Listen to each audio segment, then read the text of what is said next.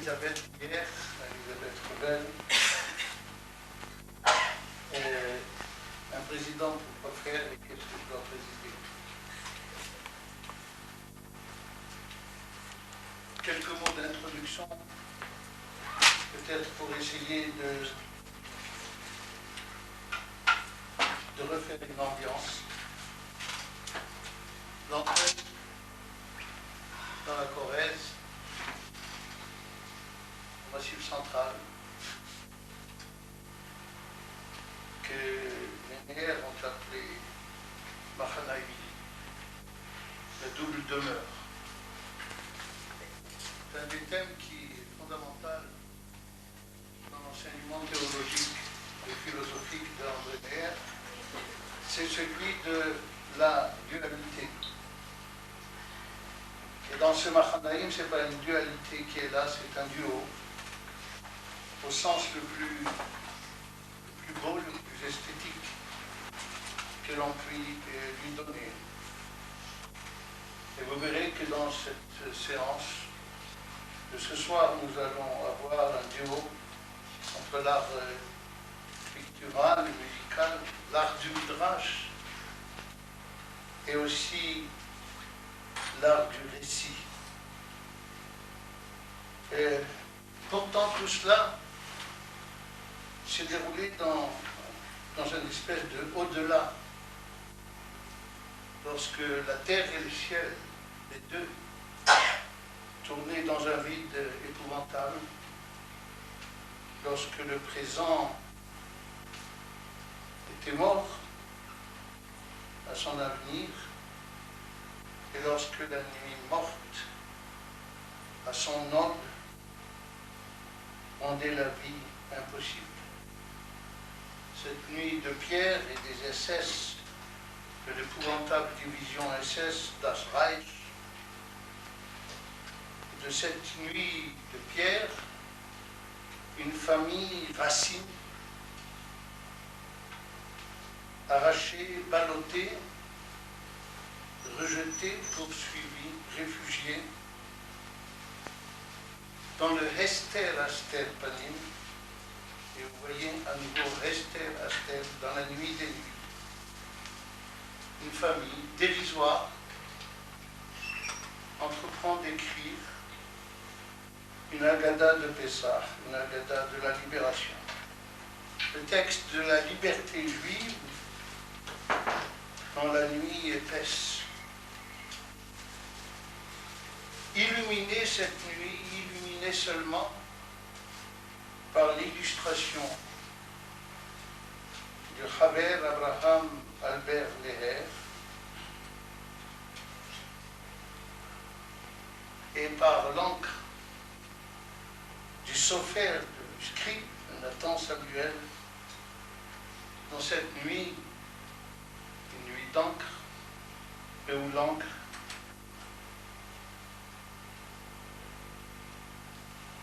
était luisante. Et Richard Neher, un païtan, rien de moins, qui a dérangé par les frissons de son piout la nappe de silence qui s'étendait sur cette nuit. De Brive-la-Gaillarde, la dérive la Gaillarde était totale. Peut-on dominer, se remettre de cette dérive, de ce naufrage? C'est là qu'André Néher a fait l'apprentissage du terrible silence qu'est l'exil de la parole. Et vous savez, je dédie cela à sa chère mémoire, lorsqu'Aaron a perdu ses enfants, le texte dit « Vaïdom Aaron », Aaron s'est tu. Et tout de suite après,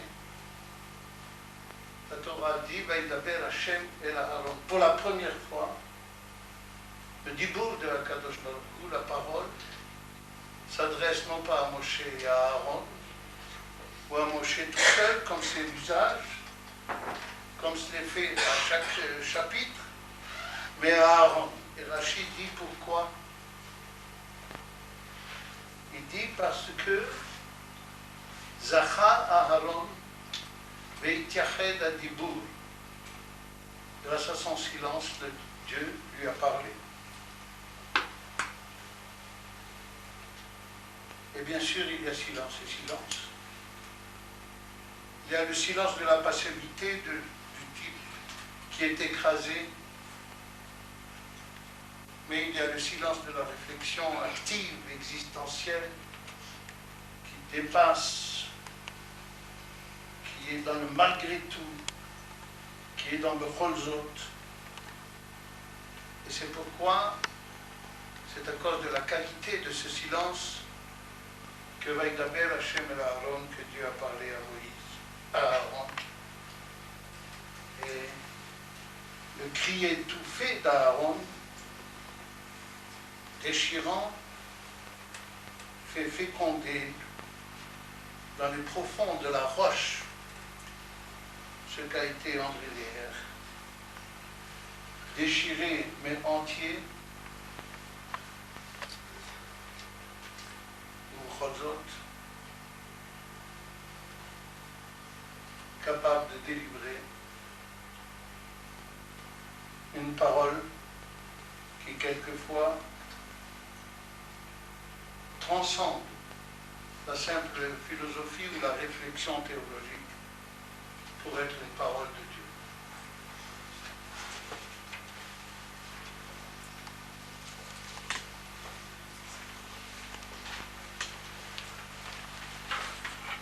Merci, M. Guimard, pour ces paroles affectueuses, chaleureuses et pleines d'émotions. Après vous, on ne peut commencer que par un texte du Tanakh. Réchit, Lamed Bet, 32, les versets 1 et 2. Et Yaakov halach bedarko, ויפגעו בו מלאכי אלוקים. ויאמר יעקב כאשר העם מחנה אלוקים זה. ויקרא שם המקום ההוא מחנה. André Léher, le dur bonheur d'être juif. Avec les membres de ma famille, expulsés comme moi de la cité des hommes que nous savions provisoire, nous avons créé dans le temps et dans l'espace une micro-cité de Dieu, l'école clandestine de Nanteuil en Corrèze, à 10 km de Brive-la-Gaillarde, et nous avons appelé notre demeure Machanai, la double demeure. Parce que nous y avons vécu précisément d'une manière constante et consciente dans une dimension double, celle de l'angoisse et celle de l'espérance, celle de la persécution et celle du temps biblique, dont la plénitude recouvrait chacun de nos instants.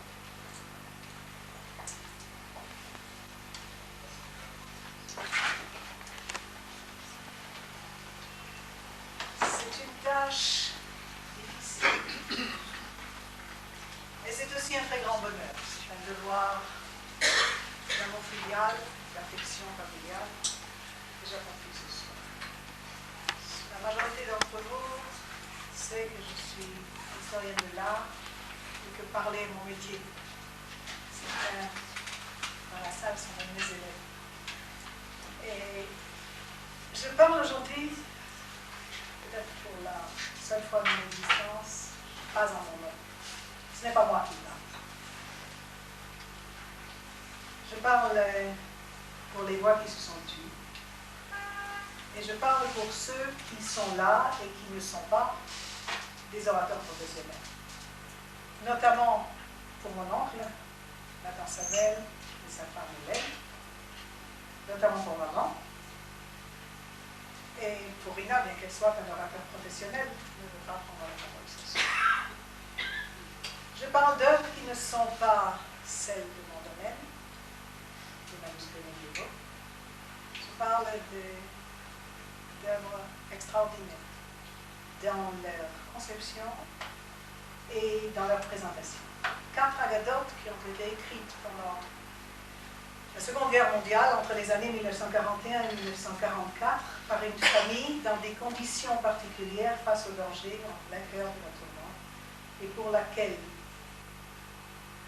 l'accomplissement de la mission, la concentration autour de la fête de Pessah et l'embellissement de cette mission par l'œuvre artistique ont été essentiels. Quand je suis allée voir cet après-midi mon oncle Nathan Samuel, je vous parlerai beaucoup ce soir, il m'a dit, il y a une chose que je ne veux pas que tu dises quand tu parleras ce soir. Je veux que tu parles et que tu dises l'entente familiale extraordinaire d'un homme âgé, un beau-père, avec son gendre, et du gendre avec ses deux beaux-frères. De ce noyau, de ce nucléus, sont nés les Agathos dont nous allons parler ce soir. Je vous parlerai d'eux, mais en fait, je ne suis toujours pas convaincue que c'est à moi de vous en parler. Parce que ces Agathos appartiennent aux enfants, des 4 enfants de la dernière. Il y a 4 Agathos pendant les 4 années de la Seconde Guerre mondiale. Et Algor et Rosenberg avaient 4 enfants. Les 4 Agathos aujourd'hui se trouvent répartis parmi les enfants des enfants de la dernière.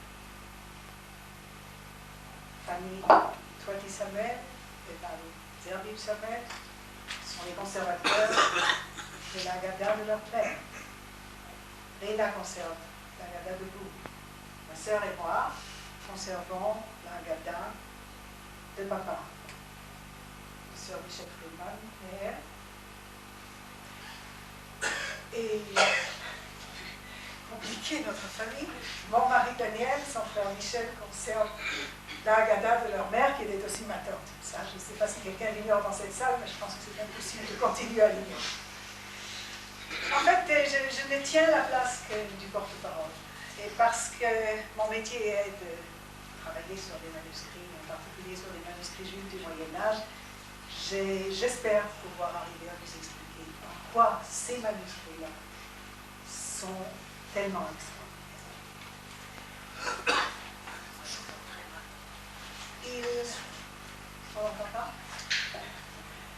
Les 4 Agadotes ont été écrites.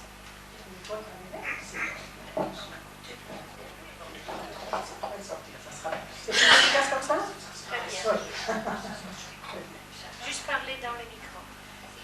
Les 4 Agadotes ont été. Pourquoi ça va comme ça? Ont été écrites et enluminées sous l'inspiration constante et unique de mon grand-père. C'est lui qui en a eu l'idée, c'est lui qui en a été l'âme à chaque instant, de la première à la dernière. Et c'est lui qui en a été l'artiste. Il était le peintre, le dessinateur, il était aussi un poète et un musicien. Pas de profession, mais de choix. La première Agada, celle de 1941, a été faite dans des conditions tout à fait particulières et destinée à quelqu'un de tout à fait particulier. Elle avait à ce moment-là 4 ans, ma cousine famille Twati, et il semble, je peux très bien comprendre aujourd'hui, maintenant je suis grand-mère aussi, que son grand-père l'adorait. Et quand mes grands-parents, qui avaient quitté l'Alsace, ont vu arriver la fête de Pessah, mon grand-père a cherché, notre grand-père a cherché comment embellir cette fête pour cet enfant qui vivait le drame de la guerre et de ses marches. Et il a fait pour elle cette première. Son père, Nathan Samuel, était à ce moment-là prisonnier et il est rentré que les nuits de l'année suivante. C'est ensuite lui qui a été le scribe des 3 autres Agathos, le scribe patient, passionné, qui a reproduit les beautés de la calligraphie juive médiévale. On verra à quel point il a atteint un degré de perfection dans son travail. L'artiste a continué à être notre grand-père. Et les païtanim, les commentateurs, mon père et mon oncle André. C'est donc effectivement de ce nucléus familial particulier que sont nées les œuvres que vous allez voir maintenant. Je ne vais pas continuer à parler sans qu'on s'arrête sur les images, mais il y a un certain nombre de détails et d'événements familiaux que je vais vous montrer au fur et à mesure de notre esquisse. Il est évident que nous ne verrons pas toutes les pages des manuscrits, mais seulement un certain nombre que j'ai sélectionnés. On les voit les unes en face des autres et on pourra en apprécier la valeur et les sens esthétiques. L'entreprise familiale continue et mon technicien principal est toujours là. Une façon ou d'une autre, est-ce que vous voyez ça? Non, je peux voir ça. La première Agada, donc celle qui a été écrite pour Fanny, s'ouvre de cette façon. C'est la première. Ça, on peut bien lire? Ça ne me fait pas besoin de lire. De toute façon, je vais aller. Elle s'ouvre par les pages de là. Où est-ce qu'on est là? Derrière le petit drapeau. Derrière les drapeaux. Derrière le drapeau.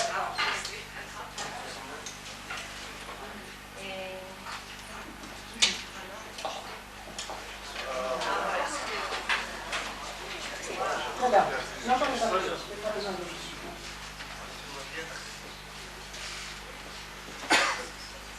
La page d'ouverture est la page de la sortie d'Égypte. Évident tout de suite, quand on regarde ces deux premières photos, que la technique de l'artiste est extrêmement simple.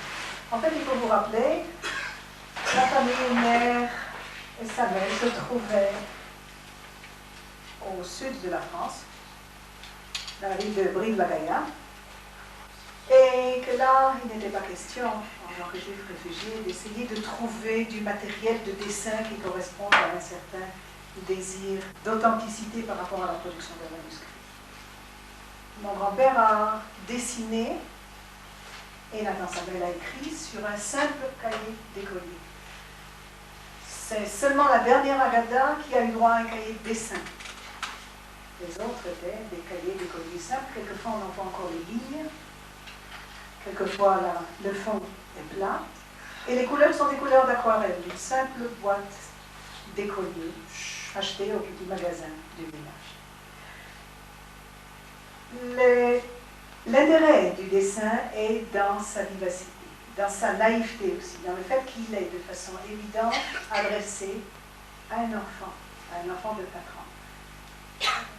Suivant, s'il vous plaît. Les pages sur lesquelles le texte se détache en fonction du dessin sont les pages écrites pour la première Agada, par André Nier. Dans l'écriture que nous lui avons connue plus tard, il dit lui-même que son écriture était un peu hésitante au début, elle était nettement ensuite.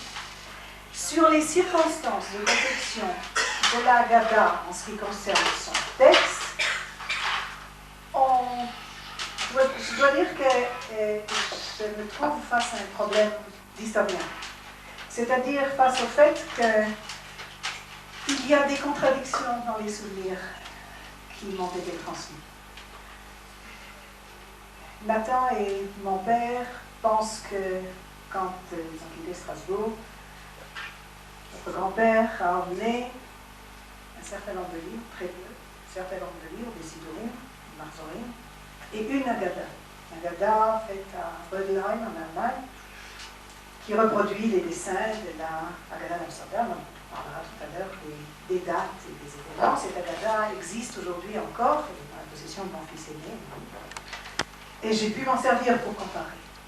André, lui, disait qu'il n'y avait aucun modèle pour la première Agada. C'est-à-dire qu'en fait, ils ont dû reconstituer le texte à partir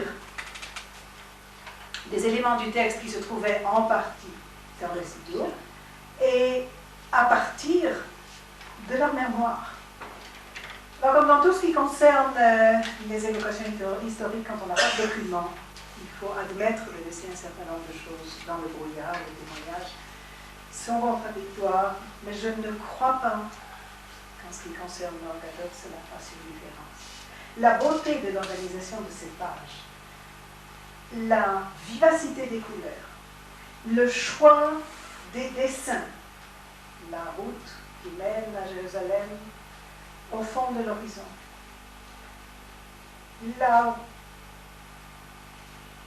Le sens de la perspective qui se dessine ici avec le sol de damier qui court jusque vers le fond de l'image. Et la simplicité de l'écriture se joignent pour faire de cette Haggadah un livre attachant, facile à feuilleter pour un enfant, et dans laquelle elle aura trouvé, je ne sais pas si Fanny s'en rappelle, mais dans laquelle elle aura trouvé l'équivalent de l'œuvre d'art mise au niveau de l'enfant. Encore deux, s'il vous plaît. Les dessins qui accompagnent cette Haggadah en pleine page sont extrêmement pénétrants. Vous voyez, sur la page de gauche, Pharaon se noie, ses deux chevaux ont déjà les yeux fermés, les naseaux ouverts, la bouche ouverte. Et au moment où il se noie, il voit sur la partie dégagée de l'image le visage de Moshe, dont les yeux perçants le regardent. Il y a un Midrash qui parle des derniers jours, des derniers moments de Moshe, de Pharaon, et qui dit qu'effectivement, quand il s'est noyé, il n'apparaissait pas vraiment évanoui tout de suite, mais il a eu cette vision, il a su pourquoi ce qui lui arrivait, lui arrivait. L'histoire biblique, d'un côté, et d'un autre côté, l'espoir messianisme, l'eschatologie, de cette page qui représente le temple de Jérusalem et qui, on le verra un petit peu plus loin, est inspirée dans sa totalité par la page du Beth Amikdash de la Haggadah d'Amsterdam de 1695. Ce soleil, avec ses traits rouges qui montent dans toutes les directions, et le peuple dans les trois enceintes du temple. Dans l'image de Jérusalem, mon grand-père, bien entendu, n'avait pas vu, mais qui est centrale, on le verra ensemble, dans les trois Haggadot. Encore deux, s'il vous plaît. Quand le temps passe, on se trouve en 1942 et 1943, ces Haggadot changent de formule. Nathan Samuel est rentré de captivité et il s'installe avec Albert Neher entre Hanouka et Pessah à une tâche qui les absorbe totalement. Et ils reprennent tous les deux ensemble, non plus dans l'intention d'illustrer un livre pour les petits-enfants, mais dans l'intention de se rattacher à une tradition ancienne, d'enluminure du texte sacré. Ils s'attachent ensemble à recréer l'atelier du scribe médiéval. En fait, comme au Moyen-Âge, comme pour les Haggadot du XIVe siècle en Espagne, du XVe siècle en Allemagne et en France. C'est le scribe qui détermine la manière dont la page est divisée, qui détermine la part liée au texte et celle de l'image. Et l'artiste propose sa décoration, propose ses thèmes qui s'intègrent à l'écriture. Ce travail demande une collaboration constante et une entente parfaite. Et cette entente, justement, se traduit par ce que nous voyons ce soir. Les pages de garde deviennent des pages qui ouvrent la Haggadah avec un titre, Haggadah Shel Pesach, Matzah Maror She'anu Ochlim, et Pesach écrit en français dessous. Mais ce sont seulement les pages de garde. S'il te plaît.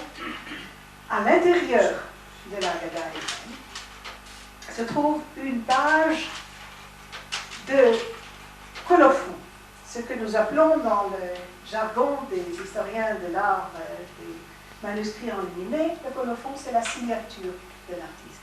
C'est l'indication de la part que chacun a pris au travail. Dans les manuscrits du Moyen-Âge, le colophon se trouve à la fin du livre. Ici, il ouvre le livre. Et nous comparons pour l'instant la Haggadah de 1944, la dernière, que Nathan Samuel a offert à son père pour son 65e anniversaire, avec la page correspondante de la Haggadah d'Amsterdam de 1695. Seder Haggadah Shel Pesach. Dans la Haggadah de Machanaïm, le titre est Seder Leil Shimuri. Liturgie pour la cérémonie du Seder, manuscrit de Albert Leher et Nathan Samuel, avec un piout, entre parenthèses, poème liturgique, de Richard et André Leher. Regardez l'emblème qui se trouve en 1944 et depuis 1942 sur la première page de la Haggadah. Inutile de rappeler l'importance de cette étoile dans la vie des Juifs pendant la Shoah. Le plus amusant si on veut, ce sont les indications, en hébreu, il parle de Tsuyar, et les noms en hébreu de mon grand-père et de mon père, Hanan et d'André Acherdov, fait à la braderie d'Anteuil, Brébrive en Corrèze, Machanaïm de Negev Sorfat. Très jolie façon d'indiquer où se trouve l'Anteuil, avec la date en dessous, en hébreu et en français. J'attirerai votre attention sur la façon dont, en 1944, et probablement déjà dès 1941, Abraham Asher Dov Neher, on écrivait Neher, non Aïn, Hei Aïn Resh, ce qui permettait de le prononcer sans difficulté. Je n'avais pas encore pris l'initiative de rendre le nom de Neher plus hébraïsant, plus frais de la prononciation. Encore deux, s'il vous plaît. Nous continuons à comparer la Haggadah d'Amsterdam qui se trouve du côté droit avec les pages de la Haggadah de Machanaïm. Une des choses qui caractérise l'enluminure des manuscrits juifs au Moyen-Âge, et en particulier l'utilisation de la lettre hébraïque comme élément de décoration, c'est le fait que des mots sont sortis du contexte, agrandis et présentés sur un fond non comme des lettrines séparées, c'est-à-dire comme des lettres capitales enlumineuses, mais comme des mots entiers. Ceci caractérise l'enluminure hébraïque par rapport à l'enluminure chrétienne, où les mots, les initiales, sont utilisés, la première lettre de chaque mot est utilisée comme élément décoratif, mais seulement une lettre. Au contraire, dans l'enluminure hébraïque, on en verra quelques exemples encore tout à l'heure, un mot entier est sorti du contexte. La liste des différents moments du Seder, le Seder du Seder, qui existe en fait dans l'enluminure juive seulement depuis la Haggadah de Venise au début du XVIIe siècle, en 1609, et qui se trouve de façon extrêmement claire, rapportée ici, dans des couleurs. Vous voyez, on peut se rendre compte de la différence de couleurs entre la première Haggadah, celle qui était faite pour Fanny, et celle de 1942, 43 et 44, où l'encre de Chine, noire et rouge, joue un rôle essentiel. Les couleurs sont secondaires. Le contraste entre le fond blanc et l'encre, deux couleurs différentes, est le jeu essentiel de couleurs. Vous voyez aussi que l'écriture a changé, c'est l'écriture de Nathan. Il reproduit la lettre hébraïque à tendance gothique de l'écriture ashkénaze. On le voit dans ces lettres-là. Et en dessous, ici, se trouve le dessin que mon grand-père a ajouté à cette scène. Yachas est exactement une transposition du dessin de la Haggadah d'Amsterdam, où se trouve de l'Allemand des mains. La position de ces deux personnages est totalement identique. Le rideau ici est pareil. Il ne s'agit absolument pas, même s'il avait un exemplaire d'une Haggadah devant lui, d'une copie. On verra à quel point l'originalité de l'artiste transpose des motifs qui sont devenus des motifs traditionnels. Ils font partie de son souvenir du Seder, ils font partie du nombre de Sedarim qu'il a vécu, et il les utilise et les intègre dans l'œuvre qu'il est en train de produire. Encore deux. Non, je crois qu'on est retourné en arrière. Ce que nous voyons du côté droit, oui, c'est une page de la Haggadah de Sarajevo. Maintenant, la différence essentielle avec ce qui se trouvait sur l'écran droit tout à l'heure, qui était une Haggadah imprimée avec des dessins issus de gravures sur cuivre. La différence avec la Haggadah de Sarajevo, c'est qu'il s'agit d'une Haggadah écrite à la main et enluminée sur fond de parchemin. Et en fait, c'est cela que crée le scribe et l'artiste des Haggadot de Mahanaïm. Ils utilisent des thèmes visuels issus des Haggadot imprimés et en fait, ils recréent l'atelier de l'enluminure médiévale. Ils écrivent à la main, ils peignent avec de l'encre et des couleurs simples et ils reproduisent exactement cette technique dont nous parlions tout à l'heure, de sortir le mot du contexte, de l'encadrer d'une bande d'encadrement, de lui créer un fond, regardez à quel point ces fonds ressemblent à celui de la Haggadah de Sarajevo, de faire des lettres décoratives. Mon grand-père était un homme de lettres, un poète, un musicien, un artiste, il avait une très grande bibliothèque. À l'époque où, je le dis souvent à mes étudiants, l'histoire de l'art n'existait pas comme discipline académique, mais était en fait quelque chose de paroissial, de folklorique.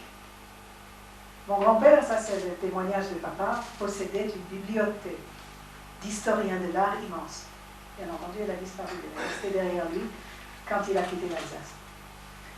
Papa se souvenait qu'il possédait le livre de Ernst Kronwiller, qui avait paru en 1929, et qui parlait, avec des photos en noir, bien entendu, des manuscrits. On se rappelait que la Haggadah de Sarajevo a été découverte, c'est-à-dire présentée au jour en 1898, où elle a été publiée pour la première fois. C'est une Haggadah espagnole, faite aux environs dans la région de Barcelone, au milieu du XIVe siècle. Et regardez à quel point cette inspiration, qui n'était pas l'inspiration immédiate, il est évident que ces livres-là ne se trouvaient pas avec mon grand-père, ni avec le scribe Nathan Samuel à Brive, à quel point cette inspiration est essentielle sur la distribution de la page, sur la décoration de la page, sur l'utilisation de la lettre hébraïque. Et en fait, avec toutes les complications que nous a causé le congrès précédent, il traitait du développement de la lettre hébraïque dans le monde de l'art, et ce que nous montrons ce soir peut s'y intégrer parfaitement. Encore deux, s'il vous plaît. La page du Maguid, on compare ici à nouveau deux Haggadot, celle de 1942 et celle de 1943. Titre de la page, chaque année, des couleurs différentes, une façon différente d'organiser les lettres, une façon différente de présenter le dessin par rapport à la partie inférieure de la page. Et les deux suivantes, s'il te plaît, on verra tout de suite d'où ce thème est issu.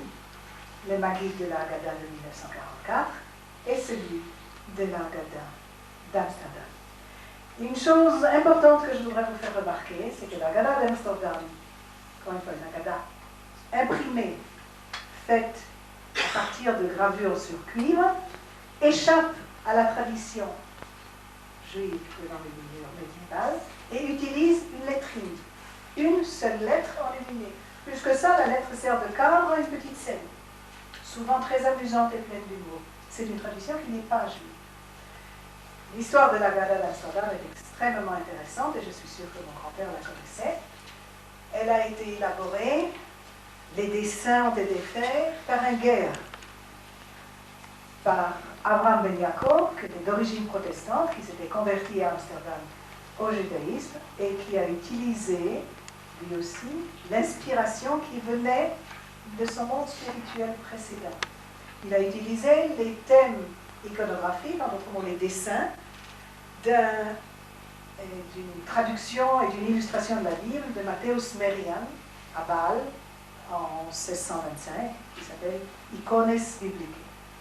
Une grande partie de ces thèmes ont été par lui reconvertis, c'est-à-dire que toute allusion chrétienne en a été enlevée, dans les thèmes qui se trouvent dans la Haggadah d'Amsterdam, jusqu'au Haggadot que nous utilisons aujourd'hui, l'influence de la Haggadah d'Amsterdam n'a pas disparu.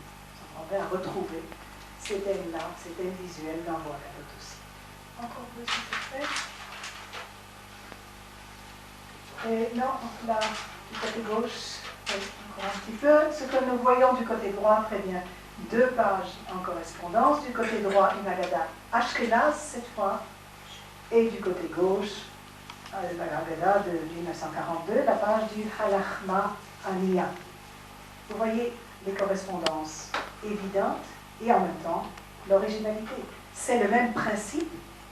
C'est-à-dire que l'univers médiéval est recréé de toutes pièces, mais il est recréé de façon originale, avec des lettres qui sont les siennes, des taches de couleur qui sont les siennes, les traductions en français dans l'écriture d'André sur le côté. La Haggadah que vous voyez du côté droit est une Haggadah extrêmement intéressante, originale. C'est la deuxième Haggadah de Nuremberg, qui se trouve à la bibliothèque Schocken à Jérusalem. Et pour une fois, dans un cas très rare, qui concerne l'union médiévale, on connaît le nom de l'artiste.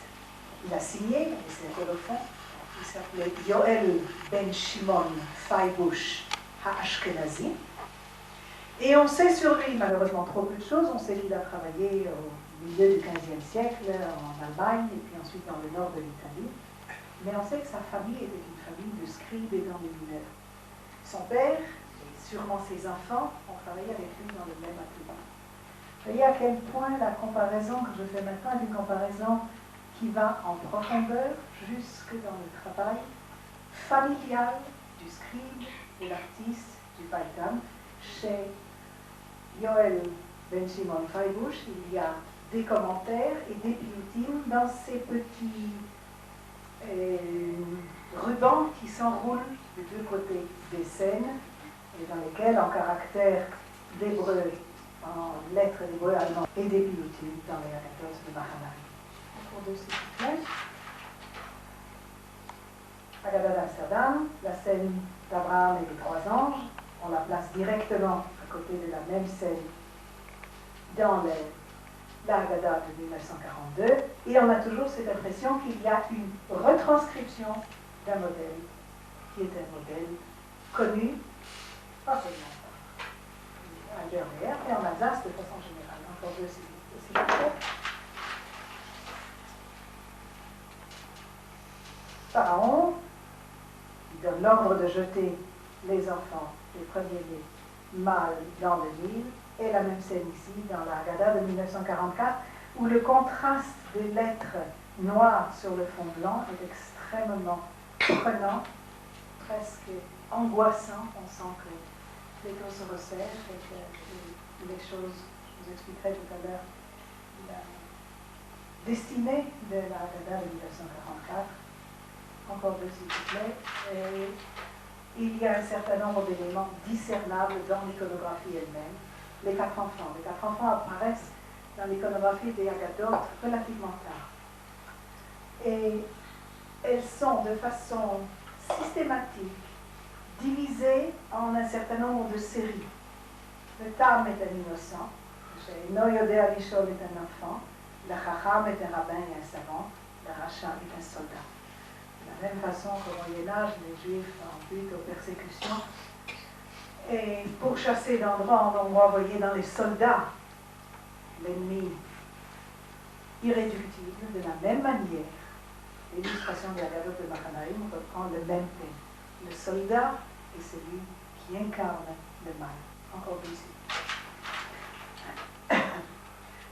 Une illustration extrêmement originale qui est celle la Haggadah de 1943, celle des diplets.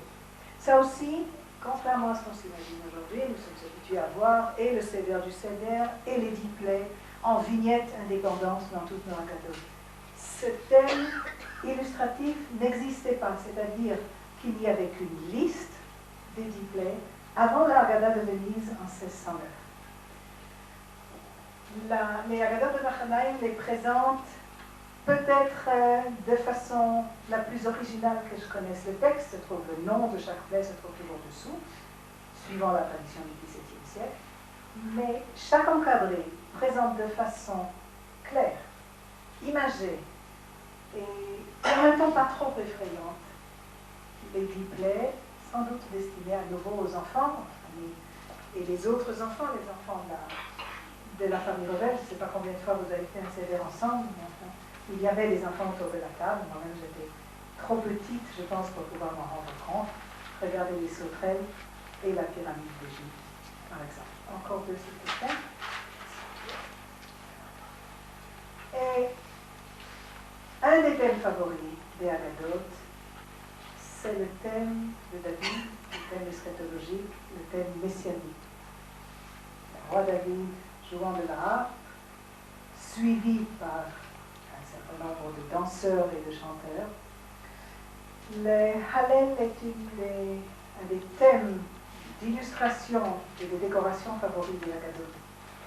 Il reprend ses lettres en vignettes, mais encore deux, s'il te plaît, il fait beaucoup plus que ça. Il va au-delà de l'inspiration des Haggadot traditionnels. Dans ces deux pages, Rodul Hashem, Rodul Hashamaim, Olam Chasdo, et dans cette page-là, Baruch Ata Hashem, Gaal Israël, les thèmes de la Géoula sont traduits en dessin visuel de la montée à Jérusalem. Un chemin entre les montagnes, quelques palmiers, la ville entourée de murailles et les pèlerins qui montent. Les personnages les rapetissent au fur et à mesure qu'ils atteignent Jérusalem. Dans conscience d'artiste de mon grand-père, il y avait sûrement les premiers dessins, les aquarelles et les dessins faits par Liliane, par Hermann Struck, quand ils sont arrivés en Israël, et qui se trouvaient à la portée des intellectuels en Europe, juste avant la guerre. Il est évident que là, l'inspiration sort totalement de celle de la Haggadah d'Amsterdam, qui n'a pas de référence à Israël ou à la topographie de Jérusalem, de la même façon qu'ici. Ces chemins qu'on voyait déjà dans la première Haggadah, qui mènent vers la ville, une des portes, les murailles et le paysage de Jérusalem, et vers le temple reconstruit ici, sont des illustrations totalement originales des Haggadot de Mahanaï. Alors, au bas de la page, après la bénédiction sur le vin, un Magen David décoré. Là aussi, les références sont claires. Encore deux, s'il vous plaît. Aucune Haggadah, ni au Moyen-Âge, ni au XVIIe ou au XVIIIe siècle, ne connaissent ces pages-là. Celles-ci sont des créations totalement originales de la famille. Rodul Hashem Kitov, Ki Olam Chasdo, Ki Lo Nae, Ki Lo Yae. L'originalité réside dans le fait que l'écriture de la musique se trouve intégrée à l'écriture du texte. La beauté du texte simple, où seuls quelques points rouges créent le contraste avec le fond des notes en rouge, et ici, la beauté de ces lettres noires, épaisses, encadrées de traits rouges, avec un feuillage qui sert de fond, et les notes de solfège, encore une fois, dans la hauteur de la page. Depuis Salomon de Rossi, au XVIIe siècle à Mantoue, un des grands musiciens juifs, dont aujourd'hui les psaumes ont été remis en musique et recréés, on peut les entendre sur de très beaux CD qui ont été refaits récemment. Depuis Salomon de Rossi, le texte hébraïque et la notation musicale ne s'étaient pas trouvés de pair sur un manuscrit. Cette idée est une idée de mon grand-père. Elle traduit son amour pour la musique, l'amour d'un autodidacte. Il n'avait jamais appris la musique, il n'en avait jamais eu la possibilité. Et l'organisation de ces pages sont la beauté et l'originalité des Haggadot. Encore deux, s'il te plaît. Chassal Sidur Pesach, et en dessous, sur ce fond vert et ce médaillon qui encadre la fin du Seder, en dessous à nouveau les notes de musique qui correspondent au Piyut Adiyahou. Dès le début du XVIIe siècle, le piyut est traduit en judéo-allemand. Al-Meshcher Gott und Gott den Tempel Shira. Dans les Haggadot de Mahanaïm, la traduction de ce piyut est ignorée. Alors que la Haggadah d'Amsterdam le reproduit, les Haggadot de Mahanaïm, pour des raisons évidentes, pendant la guerre, n'utilisent pas même l'inspiration partielle du judéo-allemand. Bachatzi Alayla, la nuit est la nuit de Jérusalem. C'est la nuit d'une ville dont on voit les minarets, les coupoles, l'esquisse de bâtiments qui ressemblent au temple et qui se trouve dans l'arrière-fond des espoirs de la famille au milieu. Encore deux, s'il te plaît, tu ne sautes pas. Et oui, je sais, c'est difficile d'être à deux endroits à la fois. Voilà, maintenant tu peux bouger un peu. Et on avait déjà remarqué à la fin de la première Haggadah, celle qui était destinée à Fanny, l'avant-dernière page de la Haggadah est celle du dessin du temple. Le dessin de ce temple se trouve aussi dans la Haggadah d'Amsterdam, qu'on voit de nouveau ici. Surat, Ha'ir Yerushalayim, le Hamikdash, il faut faire attention à une chose essentielle. Les enceintes du temple, le temple lui-même et la présence du soleil sont reproduits dans ce dessin-là. On l'avait vu dans la première Haggadah, on en a vu les cours remplis de pèlerins. Dans la Haggadah de 1944, quand nous sortons cette page, les cours sont vides. Elle, si vous voulez, reproduit le dessin, mais le reproduit comme page annonciatrice de la suite. Encore deux images. Après ces pages-là, au-delà du dessin du temple, se trouvent deux types de pages qui sont symptomatiques de la force spirituelle et de la profondeur, de l'intensité de la pensée qui ont mené ces Haggadot. La page du Haggadah, dans la Haggadah de 1943 avec les notes de musique et celle de 1942, juste avant la Chassal Sidur Pesach, dans un ordre un petit peu différent. Les Haggadot de Mahanaïm ont été écrites et enluminées entre Chanukah et Pesach. C'est ce que je vous ai dit tout à l'heure. Avant la fête, dans les dernières semaines qui précédaient la fête, le texte de Haggadah se trouvait être le dernier à être écrit. Et la veille de la fête, toute la famille se réunissait, du grand-père aux petits-enfants, tous ses membres, tous ceux qui se trouvaient à l'Anteuil à ce moment-là, et chacun ajoutait une lettre au piyut de Haggadah. Nous paraît aujourd'hui un piyut facile, destiné aux enfants, mais dans la profondeur concernant la destinée humaine, aux mains de Dieu, et d'une intensité qu'on ne peut guère imaginer si on n'a pas vécu les constellations. Chacun ajoutait une lettre, et quand en 1944, comme M. Grand-Bazan le disait tout à l'heure, la division d'Asreich a été fermée sur l'Anteuil,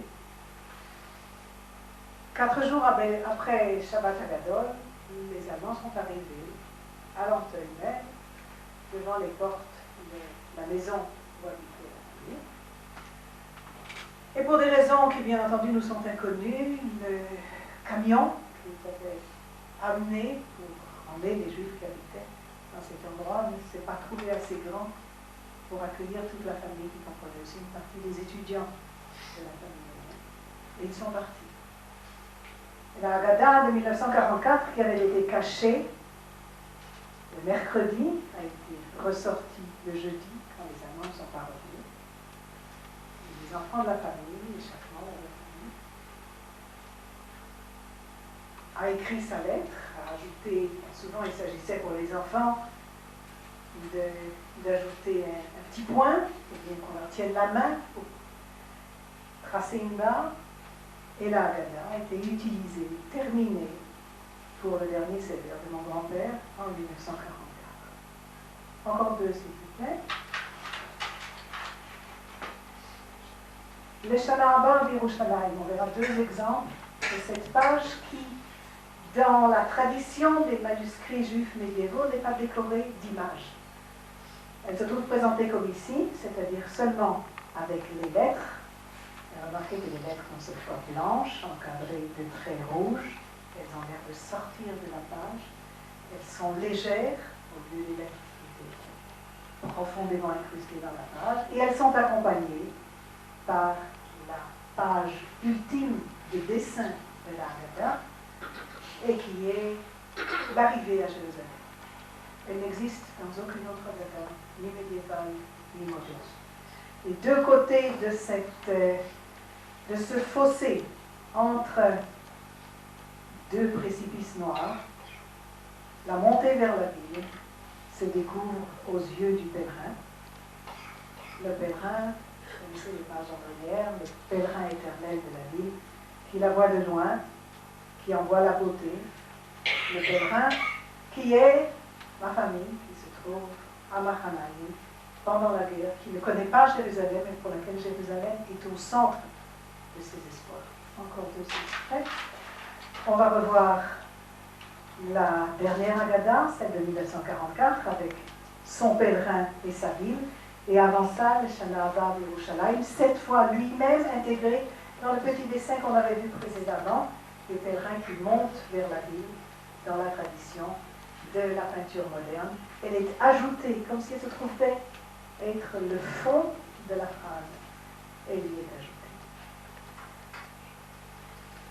Je voudrais maintenant, en laissant ces pages pendant quelques instants et avant qu'on passe à la dernière partie de cette conférence, je voudrais vous lire un petit texte que j'ai retrouvé, je ne peux pas dire par hasard, parce que je le connaissais, mais j'ai retrouvé il y a quelques jours, lié à la préparation de cette conférence sur les Haggadot.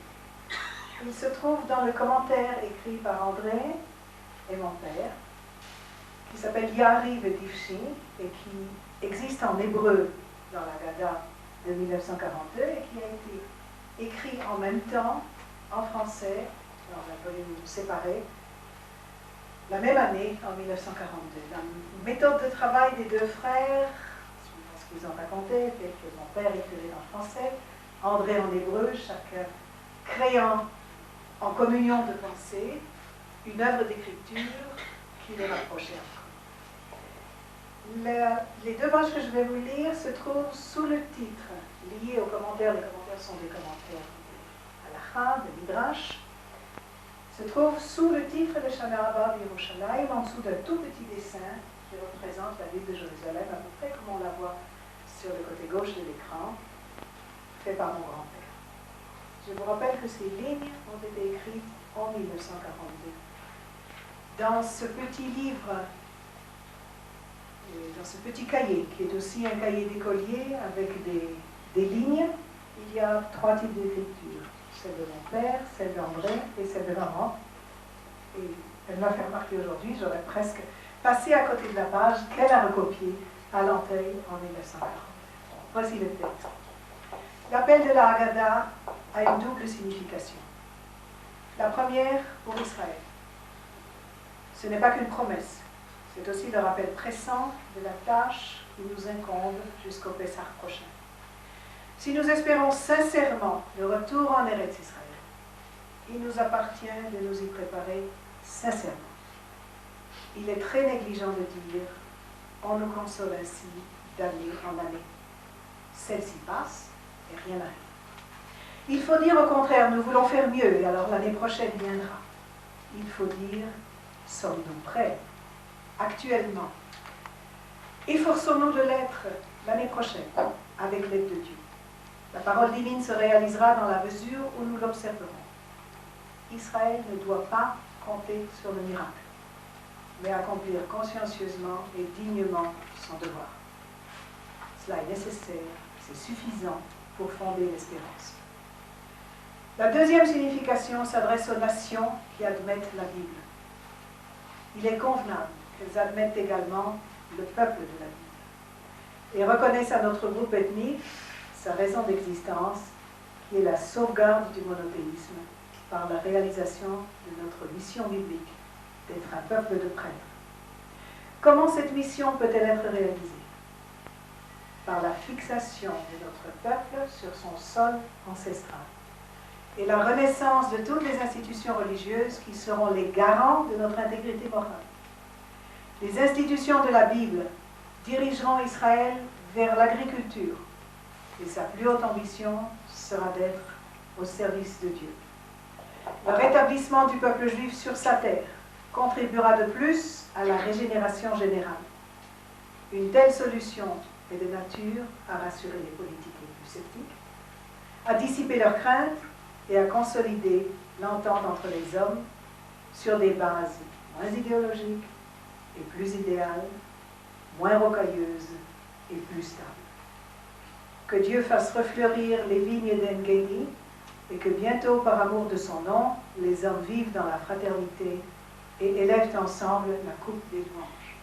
C'est écrit à Nanteuil en 1942 par les deux frères. Et maintenant les dernières diapositives. La collaboration des deux frères a créé aussi l'accomplissement, maintenant c'était bien, du travail des Haggadot. Première à la dernière.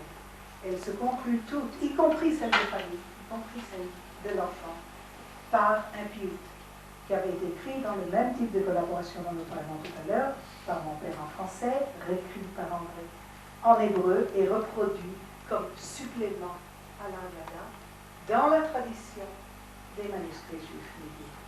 Piyut le Pessah, on va en voir encore deux exemplaires ici.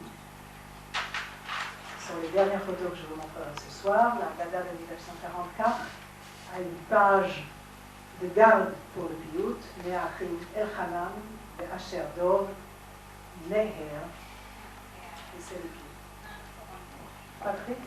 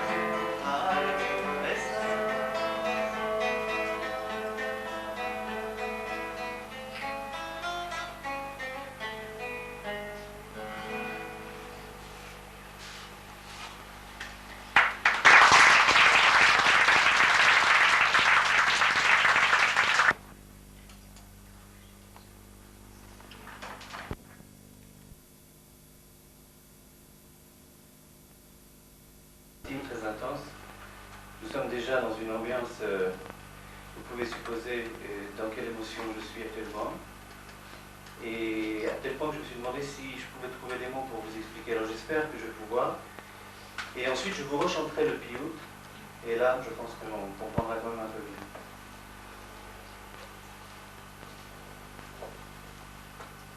Je voudrais, avant de commencer, remercier celui qui nous permet quand même de vivre ce moment tellement important.